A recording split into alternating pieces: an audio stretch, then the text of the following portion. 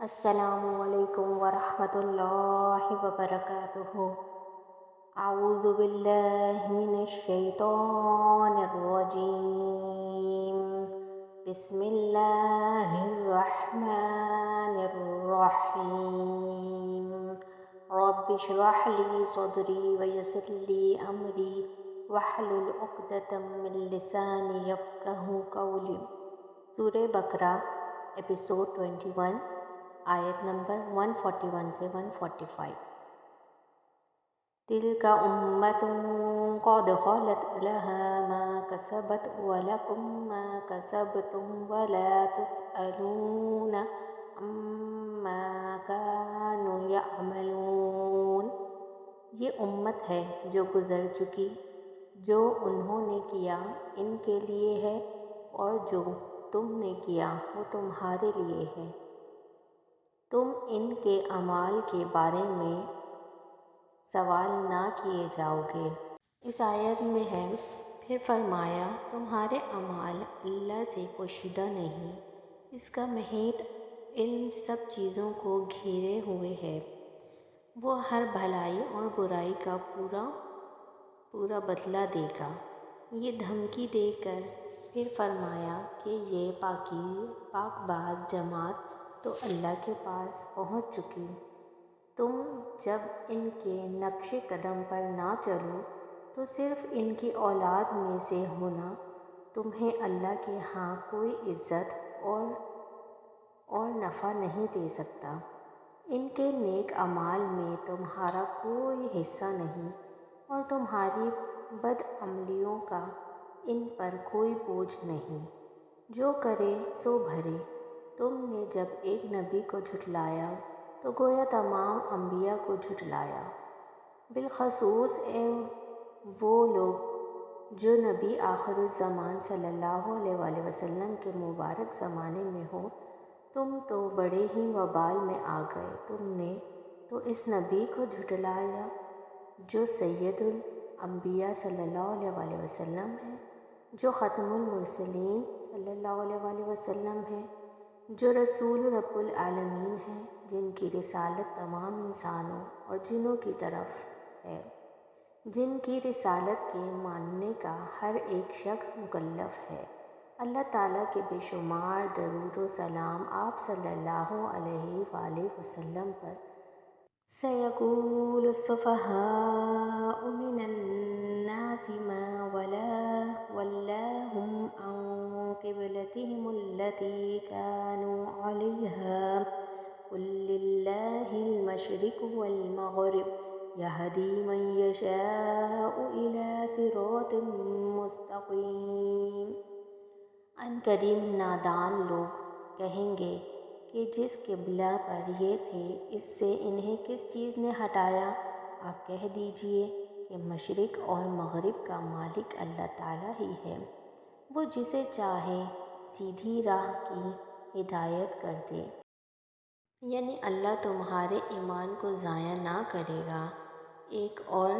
ایک اور روایت میں ہے کہ جب حضور صلی اللہ علیہ وآلہ وسلم بیت المقدس کی طرف نماز پڑھتے تھے تو آپ اکثر آسمان کی طرف نظریں اٹھاتے تھے اور اللہ تعالیٰ کے حکم کے منتظر تھے، یہاں تک کہ آیت نازل ہوئی اور کعبہ قبلہ مقرر ہوا۔ لوگوں نے اگلے قبلے کی طرف نماز پڑھنے والوں کے بارے میں سوال کیا، جس پر فرمان نازل ہوا اور ان کی نمازوں کی طرف سے اطمینان ہوا۔ اب بعض بے وقوف اہل کتاب نے قبلے کے بدلے جانے پر اعتراض کیا، جس پر یہ آیتیں نازل ہوئیں۔ شروع ہجرت کے وقت مدینہ شریف میں آپ کی بیت المقدس کی طرف نمازیں ادا کرنے کا حکم ہوا تھا۔ یہود اس سے خوش تھے، لیکن آپ صلی اللہ علیہ وآلہ وسلم کی چاہت اور دعا قبلہ ابراہیمی کی تھی۔ آخر جب یہ حکم نازل ہوا تو یہودیوں نے جھٹ سے اعتراض جڑ دیا اور جواب میں ملا کہ مغرب اور مشرق کا مالک اللہ تعالیٰ ہے۔ وَكَذَلِكَ جَعَلْنَاكُمْ أُمَّةً وَسَطًا لِتَكُونُوا شُهَدَاءَ عَلَى النَّاسِ وَيَكُونَ الرَّسُولُ عَلَيْكُمْ شَهِيدًا وَمَا جَعَلْنَا الْقِبْلَةَ الَّتِي كُنْتَ عَلَيْهَا إِلَّا لِنَعْلَمَ مَن يَتَّبِعُ الرَّسُولَ ممن ينقلب على عقبيه وإن كانت لكبيرة إلا على الذين هدى الله وما كان الله ليضيع إيمانكم إن الله بالناس لرؤوف رحيم۔ ہم نے اسی طرح تمہیں عادل امت بنایا ہے تاکہ تم لوگوں پر گواہ ہو جاؤ اور رسول صلی اللہ علیہ وسلم تم پر گواہ ہو جائیں۔ جس قبلے پر تم پہلے تھے اسے ہم نے صرف اس لیے مقرر کیا تھا کہ ہم جان لیں کہ رسول کا سچا تابعدار کون ہے اور کون ہے جو اپنی ایڑیوں کے بل پلٹ جاتا ہے۔ کو یہ کام مشکل ہے مگر جنہیں اللہ نے ہدایت دی ہے ان پر کوئی مشکل نہیں۔ اللہ تعالیٰ تمہارے ایمان ضائع نہیں کرے گا۔ اللہ تعالیٰ لوگوں کے ساتھ شفقت اور مہربانی کرنے والا ہے۔ اس آیت میں پھر فرماتا ہے کہ اس پسندیدہ قبلے کی طرف تمہیں متوجہ کرنا اس لیے کہ تم خود بھی پسندیدہ امت ہو، تم اور امتوں پر قیامت کے دن گواہ بنے رہو گے کیونکہ وہ سب تمہاری فضیلت مانتے ہیں۔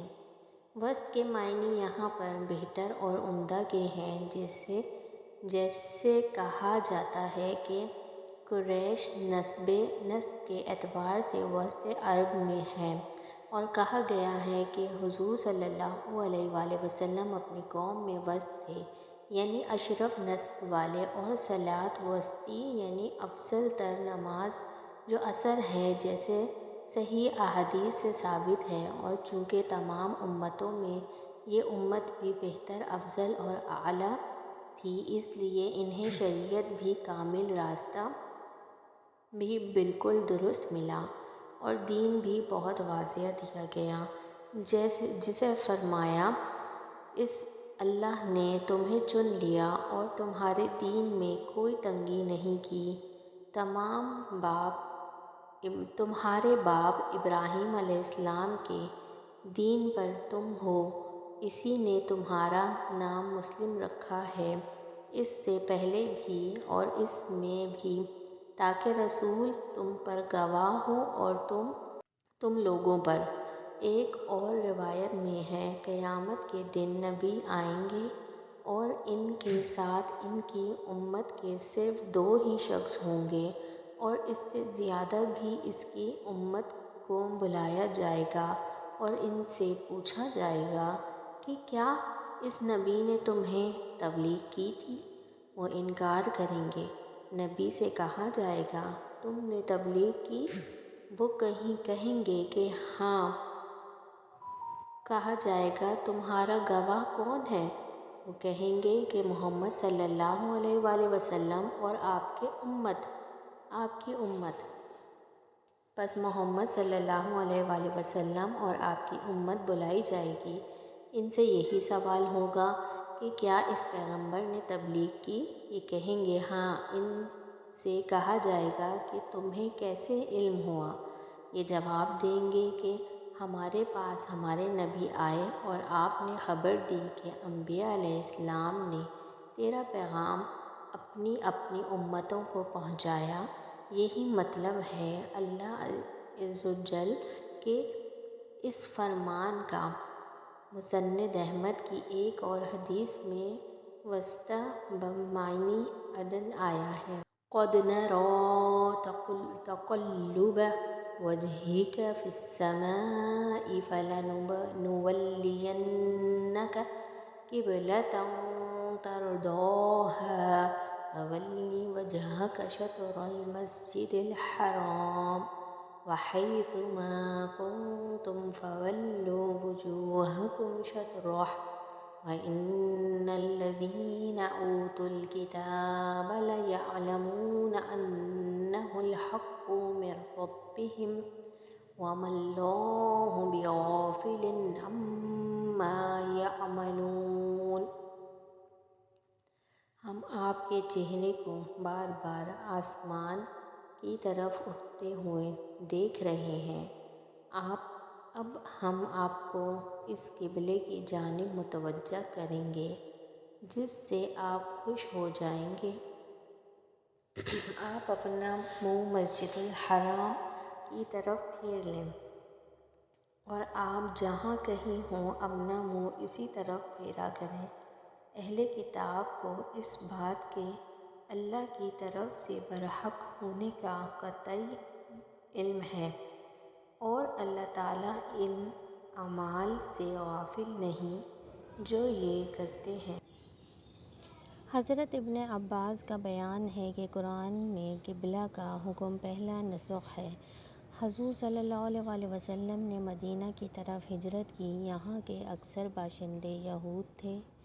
اللہ تعالیٰ نے آپ کو بیت المقدس کی طرف نمازیں پڑھنے کا حکم دیا۔ یہود اس سے بہت خوش ہوئے۔ آپ کئی ماہ تک اسی رخ نماز پڑھتے رہے، لیکن خود آپ صلی اللہ علیہ وآلہ وسلم کی چاہت قبلہ ابراہیمی کی تھی۔ آپ اللہ تعالیٰ سے دعائیں مانگا کرتے تھے اور نگاہیں آسمان کی طرف اٹھایا کرتے تھے۔ بالآخر آیت نازل ہوئی۔ اس پر یہود کہنے لگے کہ اس قبلے سے یہ کیوں ہٹ گئے جس کے جواب میں کہا گیا کہ مشرق اور مغرب کا مالک اللہ تعالیٰ ہی ہے، اور فرمایا جدھر تمہارا منہ ہو ادھر ہی اللہ کا منہ ہے، اور فرمایا کہ اگلا قبلہ امتحاناً تھا۔ اور روایت میں ہے کہ حضور صلی اللہ علیہ وآلہ وسلم نماز کے بعد اپنا سر آسمان کی طرف اٹھاتے تھے۔ اس پر یہ آیت اتری اور حکم ہوا کہ مسجد الحرام کی طرف، کعبے کی طرف، محراب کی طرف منہ کرو۔ جبریل علیہ السلام نے امامت کی۔ وَلَئِنْ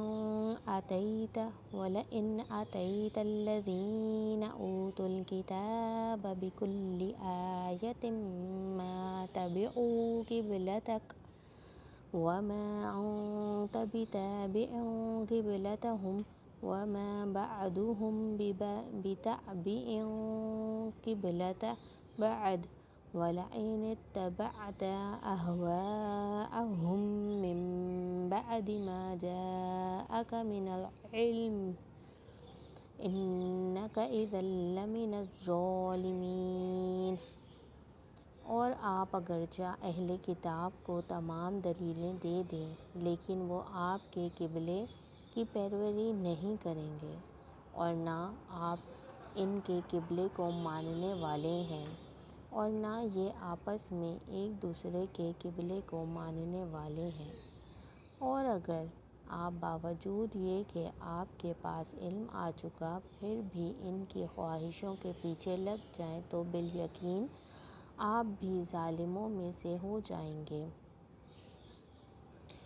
یہودیوں کے کفر و عناد اور مخالفت و سرکشی کا بیان ہو رہا ہے کہ باوجود یہ کہ رسول صلی اللہ علیہ وآلہ وسلم کی شان کا انہیں علم ہے، لیکن پھر بھی یہ حالت ہے کہ ہر قسم کی دلیلیں پیش ہو چکنے کے بعد بھی حق کی پیروی نہیں کرتے۔ جیسے کہ ایک اور جگہ اللہ تعالیٰ نے ارشاد فرماتے ہیں، جن لوگوں پر تیرے رب کی بات ثابت ہو چکی ہے وہ ایمان نہ لائیں گے چاہے ان کے پاس یہ تمام آیتیں آ جائیں، یہاں تک کہ دردناک عذاب نہ دیکھ لیں۔ پھر اپنے نبی کی اس استقامت پر بیان فرماتا ہے کہ جس طرح وہ ناحق پر ڈٹے ہوئے ہیں اور وہاں سے ہٹنا نہیں چاہتے، تو وہ بھی سمجھ لیں کہ ہمارے نبی ایسے نہیں کہ ان کی باتوں میں آ جائیں اور ان کی راہ چل پڑیں۔ وہ ہمارے تابع فرمان ہیں اور ہماری مرضی کے عامل ہیں۔ ان کی باطل خواہش کی تابعداری ہرگز نہیں کریں گے، نہ ان سے یہ ہو سکتا ہے کہ ہمارا حکم آ جانے کے بعد ان کے قبلے کی طرف توجہ کریں۔ پھر اپنے نبی کو خطاب کر کے دراصل علماء کو دھمکایا گیا کہ حق کے واضح ہو جانے کے بعد کسی کے پیچھے لگ جانا اور اپنی یا دوسروں کی خواہش پرستی کرنا یہ صریح ظلم ہے۔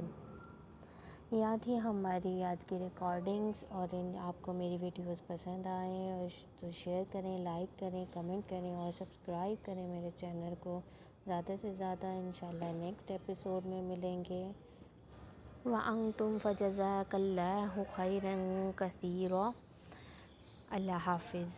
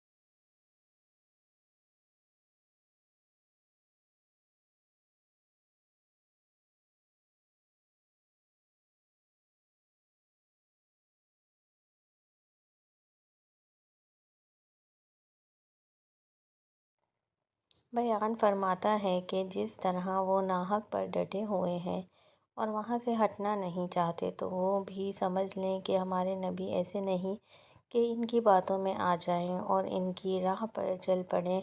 وہ ہمارے تابع فرمان ہیں اور ہماری مرضی کے عامل ہیں۔ ان کی باطل خواہش کی تابعداری ہرگز نہیں کریں گے، نہ ان سے یہ ہو سکتا ہے کہ ہمارا حکم آ جانے کے بعد ان کے قبلے کی طرف توجہ کریں۔ پھر اپنے نبی کو خطاب کر کے دراصل علماء کو دھمکایا گیا کہ حق کے واضح ہو جانے کے بعد کسی کے پیچھے لگ جانا اور اپنی یا دوسروں کی خواہش پرستی کرنا یہ صریح ظلم ہے۔